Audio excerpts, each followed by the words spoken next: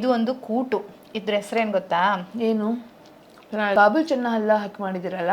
ಕಡಲೆಕಾಳು ಕಡಲೆಕಾಳು ಕೂಟು ಅಂತ.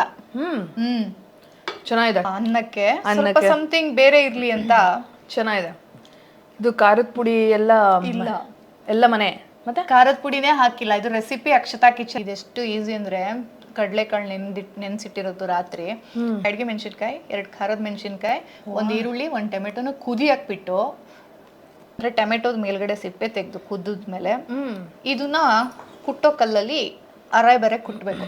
ಓ ಹೌದಾ? ಅಲ್ಲೇನ್ ಖಾರ ರುಬ್ಕೊಂಡಿದ್ವಿ ಅದು ಕುದ್ದಿದ್ದು, ಆ ಖಾರನ ಎಣ್ಣೆ ಜೊತೆ ಒಗ್ಗರಣೆ ಕೊಟ್ಟು ಈಗ ಅರೆ ಕುಟ್ಟಿದ್ದನ್ನ ಅದ್ರೊಳಗಡೆ ಹಾಕಿ ಸ್ವಲ್ಪ ಉಳಿದ ನೀರ್ನು ಸೇರಿಸಿ ಕುದಿಸಿದ್ರೆ ಮುಗೀತು. ಚೆನ್ನಾಗಿದೆ ಆಕ್ಚುಲಿ. ಏನ್ ಬೇಳೆ ಹಾಕೋ ಅವಶ್ಯಕತೆ ಇಲ್ಲ, ಏನಿಲ್ಲ, ಪುಡಿ ಇಲ್ಲ. ಕಸ್ಟಮೈಸ್ ರೆಸಿಪಿ ಇದು. ನಿಜ ಹೇಳಬೇಕು ಅಂದ್ರೆ ತುಂಬಾ ಮಸಾಲೆ ತಿನ್ನಕ್ಕೆ ಆಗಲ್ಲ. ಸೊ ಈ ಥರ ಇದ್ದಷ್ಟು ನಾವು ಜಾಸ್ತಿ ತಿನ್ಬೋದು, ಅಂದ್ರೆ ಹೊಟ್ಟೆ ತುಂಬ ತಿನ್ಬೋದು.